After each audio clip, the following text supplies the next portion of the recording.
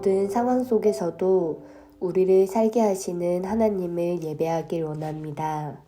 우리의 소망 되신 하나님만을 높이길 원합니다. 다 함께 사도신경으로 우리의 신앙을 고백하겠습니다. 전능하사 천지를 만드신 하나님 아버지를 내가 믿사오며 그 외아들 우리 주 예수 그리스도를 믿사오니 이는 성령으로 잉태하사 동정녀 마리아에게 나시고 본디오 빌라도에게 고난을 받으사 십자가에 못 박혀 죽으시고 장사한 지 4일 만에 죽은 자 가운데서 다시 살아나시며 하늘에 오르사 전능하신 하나님 우편에 앉아 계시다가 저리로서 산자와 죽은 자를 심판하러 오시리라. 성령을 믿사오며 거룩한 공예와 성도가 서로 교통하는 것과 죄를 사하여 주시는 것과 몸이 다시 사는 것과 영원히 사는 것을 믿사옵나이다. 아멘.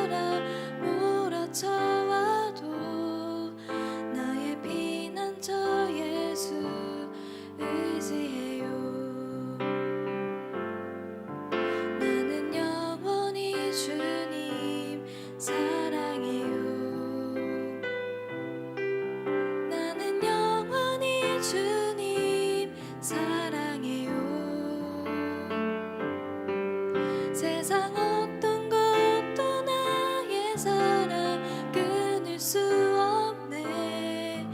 나는 영원히 주님 사랑해요.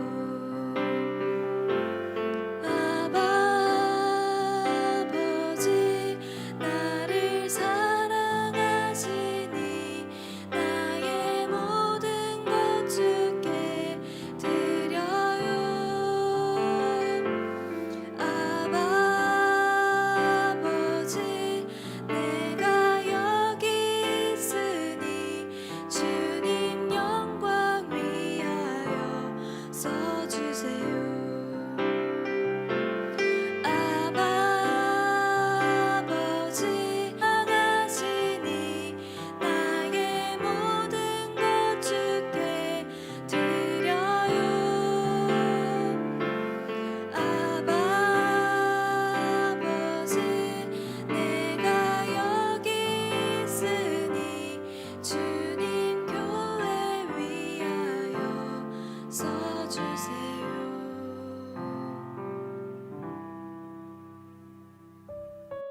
우리가 오늘 함께 나눌 말씀은 예레미야 46장 19절에서 28절까지 말씀입니다.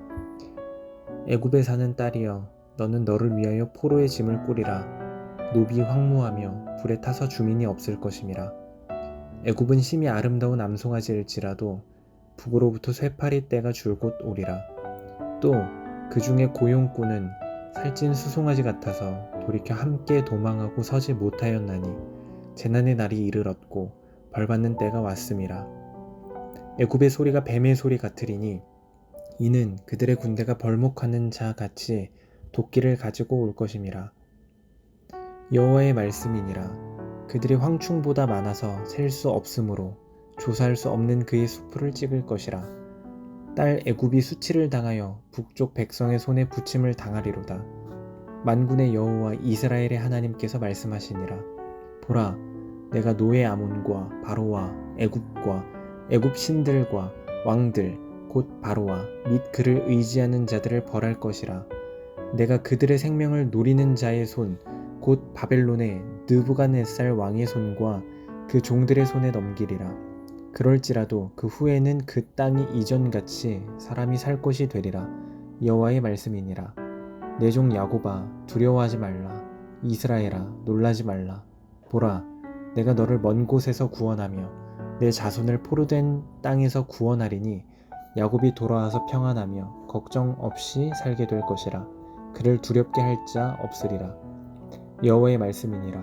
내 종 야곱아, 내가 너와 함께 있나니 두려워하지 말라. 내가 너를 흩었던 그 나라들은 다 멸할지라도 너는 사라지지 아니하리라. 내가 너를 법도대로 징계할 것이요 결코 무죄한 자로 여기지 아니하리라 하시니라. 아멘. 반갑습니다. 오늘 예레미야 46장 19절부터 28절을 중심으로 고백이라는 주제의 말씀을 함께 나누겠습니다. 하나님께서 애굽을 향해서 말씀을 주셨습니다. 애굽은 전쟁을 생존 방식으로 삼았습니다. 내 힘을 과시하고 다른 사람을 눌러서 죽이지 않으면 내가 살 수 없다. 그 믿음이 만들어낸 삶의 방식이 바로 전쟁이라고 말씀을 드렸습니다. 물론 그게 일정 부분 효과를 가져오는 것처럼 보였습니다. 애굽은 고대 근동 아시아에서 가장 강한 나라 중에 하나였습니다. 그런데 하나님께서는 그게 절대로 그들의 해답이 될 수 없다고 말씀을 하시는 겁니다. 심지어 하나님의 말씀 한마디로 애굽이 의지하던 모든 것이 사라지게 됩니다. 그래서 어제 나누었던 말씀 중에 가장 중요한 부분이 무엇이었는가 하면 하나님께서는 우리를 우상에게 빼앗기지 않으실 거라는 말이었습니다. 이게 말이 좋아 보이지만 사실 굉장히 무시무시한 말입니다. 그게 애굽과 어떤 관련이 있는가 하면 우리가 소망 삼는 그것이 끊어지게 될 것이기 때문입니다. 그래서 그 말이 좋아 보이지만 사실은 굉장히 무시무시한 말입니다. 우리 역시 소망 삼던 이 땅의 모든 것들이 반드시 끊어지게 될 거라는 의미입니다. 그게 마치 우리의 진짜 소망인 것처럼 보이게 되면 하나님이 우리를 우상에게 빼앗기는 게 되는 건데 하나님은 절대로 우리를 우상에게 빼앗기지 않으실 것이기 때문입니다. 그래서 우리가 소망이라고 생각하는 이 땅에 속한 모든 것은 반드시 끊어지고 그러면 우리는 당연히 아플 겁니다. 그러나 그때 비로소 오직 내 소망은 하나님이시구나 이거를 깨닫게 되는 거죠. 그리고 그게 자연인인 우리에게 허락된 가장 큰 은혜입니다. 비로소 진리를 알게 되는 것이기 때문입니다. 애굽에게 주시는 어제의 말씀을 통해서 우리가 그것을 나누었는데 오늘 본문에도 어제에 이어서 애굽이 결국 망하게 될 거라는 말씀을 주십니다. 19절입니다. 애굽에 사는 딸이여 너는 너를 위하여 포로의 짐을 꾸리라. 노비 황무하며 불에 타서 주민이 없을 것임이라. 애굽에 사는 딸이라고 되어 있는데 그건 애굽의 백성들을 말합니다. 이제까지 너희가 얼마나 떵떵거리면서 살았는지 몰라도 포로가 될 준비를 하라 이런 거죠. 애굽은 상애굽과 하애굽으로 나누어져 있는데 노브는 하애굽의 수도인 멤피스의 또 다른 이름입니다. 아무튼 애굽의 수도가 파괴될 거라는 말입니다. 그러면서 너희가 겉으로는 그럴듯한 모양을 가졌고 대단한 이름을 가진 것처럼 보이지만 실상은 그렇지 않다. 이렇게 말씀하시죠. 곧 북으로부터 쇠파리 떼가 몰려든다 이겁니다. 20절. 애굽은 심히 아름다운 암송아지일지라도 북으로부터 쇠파리 떼가 줄곧 오리라. 이 쇠파리 떼는 당연히 바벨론입니다. 애굽은 상당히 풍요로운 나라였습니다. 근데 풍요의 때는 누구도 멸망을 생각하지 못한다고 하는 함정이 있습니다.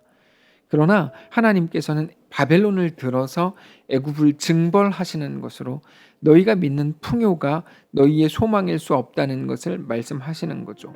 특별히 이제 애굽이라는 나라가 숨어서 간신히 숨만 쉬게 될 거라고 말씀을 하십니다.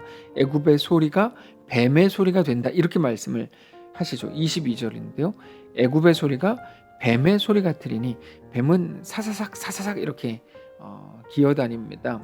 그냥 어떤 대단한 소리를 내지 못하고 조용히 피해 다니는 게 전부죠. 그래서 이어서 이렇게 말씀을 주세요. 이는 그들의 군대가 벌목하는 자 같이 도끼를 가지고 올 것임이라. 여호와의 말씀이니라. 그들이 황충보다 많아서 셀 수 없으므로 조사할 수 없는 그의 수풀을 찍을 것이라. 우리는 애굽이 어떤 생각, 어떤 마음, 어떤 당당함으로 살았는지 잘 알고 있습니다.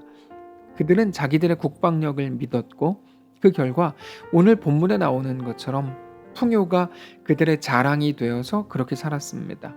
물론 풍요는 국방력만으로 얻은 것은 아니었고 날씨와 다른 주변의 이유들도 다 있을 겁니다.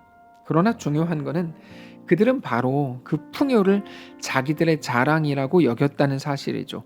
풍요를 가지고 상당히 많은 다양한 해석들을 가졌던 것으로 보입니다. 이런 식이죠. 우리는 풍요롭다. 우리의 신이 진짜라는 말이 아니겠는가? 그런 거죠. 또는 우리가 너희를 전쟁에서 이겼다. 너희의 신이 우리의 신보다 약하고 우리 신이 너희 신보다 강하다는 말 아니겠는가? 이런 식입니다. 우리가 잘못했고 연약했다면, 그래서 신의 미움을 받았다면 우리가 어떻게 이렇게 풍요로울 수 있겠는가? 이런 식의 해석들입니다. 근데 그거는 우리가 절대로 경계해야 되는 신앙의 모습이라는 것을 기억해야 됩니다. 무슨 말인가 하면 지금 내 앞에 일어난 일들을 보면서 하나님의 어떠하심을 판단하고 내가 잘 살고 있는지 잘못하고 있는지를 판단하려고 한다는 거예요. 가령 우리라고 치면 이렇습니다. 자녀가 좋은 대학을 갔고 사업이 잘 되고 건강해지고 아무 문제가 없다라고 하는 그게, 여러분, 그게 과연 우리가 하나님 앞에서 그러므로 정말 잘 살고 있다고 하는 증거가 될 수 있는가라는 거죠. 절대로 그거는 어떤 기준도 될 수가 없습니다. 당장 TV만 봐도 나쁜 짓 한 놈들이 더 잘 먹고 떵떵거리면서 살지 않습니까? 모든 권력을 잡고 대단하게 세상을 움직이는 것처럼 보이는데 그렇다고 그들이 잘 사는 겁니까? 그럴 수 없죠. 지난주에 말씀을 드렸지만 그게 종교의 특징이라고 말씀드렸어요. 종교는 당장 앞에 있는 것으로 모든 것을 판단하려고 합니다. 오늘 부자가 됐으면 오늘 잘 산 거야. 그래서 그 생각을 바탕으로 깔아서 무슨 말을 합니까? 돈이 많은 사람들을 보면서 잘 산다, 잘 사는 집이야, 저 사람 잘 살아, 이렇게 말하는데 그게 자기도 모르는 사이에 그 종교심이 있어서 그렇습니다.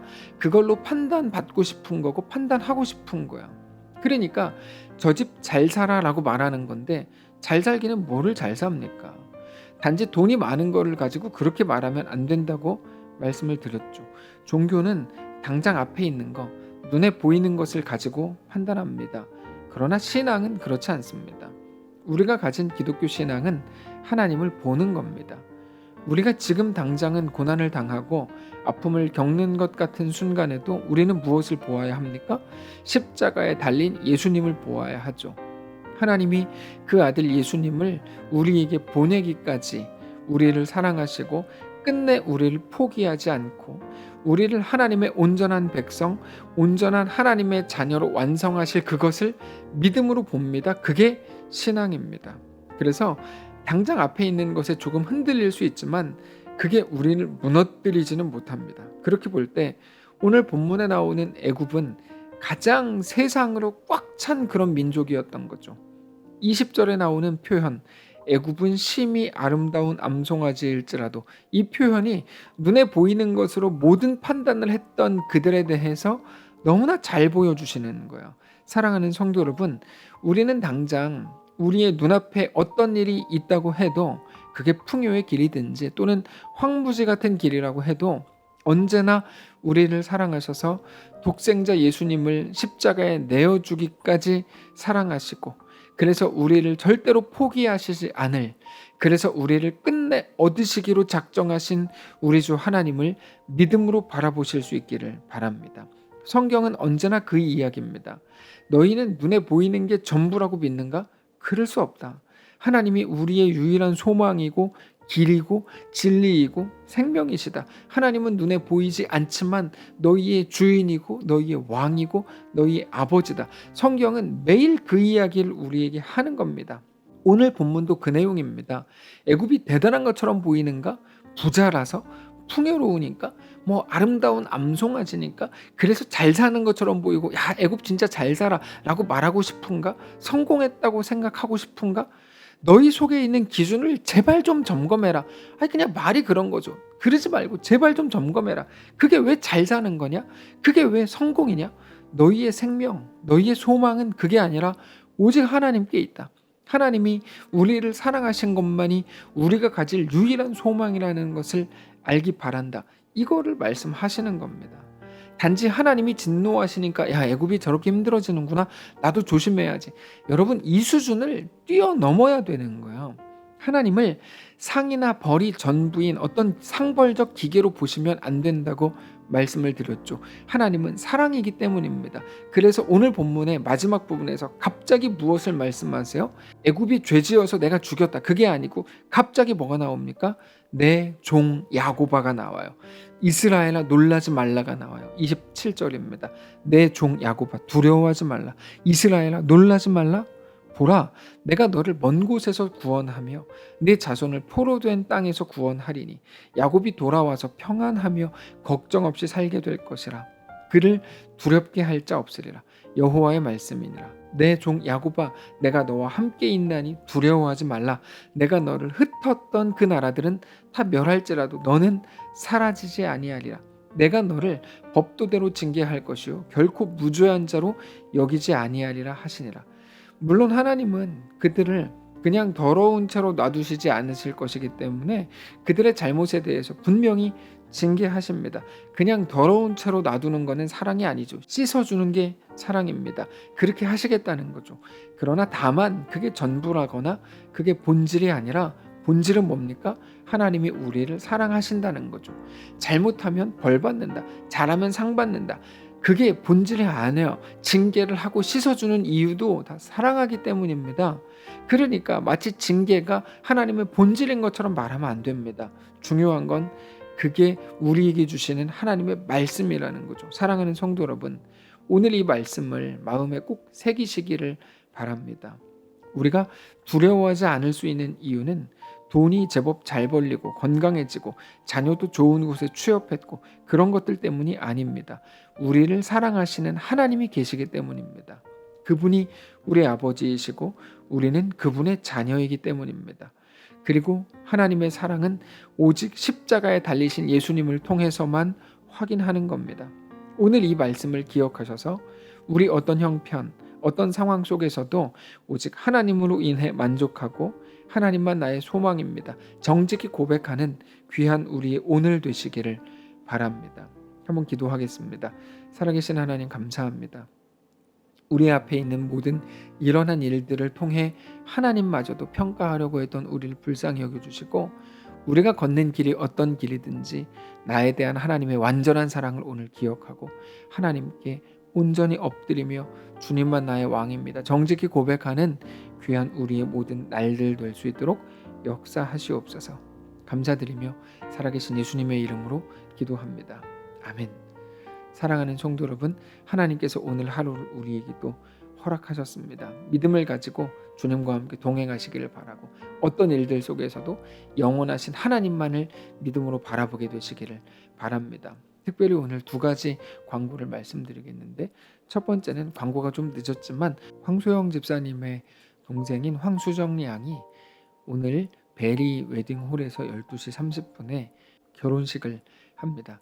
물론 예전처럼 모두가 가서 축하할 수는 없겠지만 그럼에도 많은 성도들께서 꼭 관심을 가져주시고 축하해 주시고 격려해 주시기를 부탁드립니다.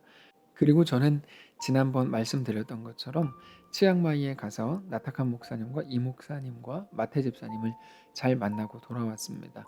많은 대화를 나누었고 꼭 필요한 시간들이었다 생각을 합니다. 많은 성도들께서 기도해 주신 것들에 대해서 진심으로 감사드리고, 앞으로의 모든 여정과 그리고 우리 교회가 감당해야 될 모든 사역들에 대해 관심을 가져주시고 기도와 격려와 후원으로 꼭 동참해 주시기를 부탁드립니다. 내일 주일입니다. 거룩한 주일 하나님 앞에 나와 경배하시고 하나님만을 뜨겁게 예배하는 귀한 날 되시기를 축복합니다.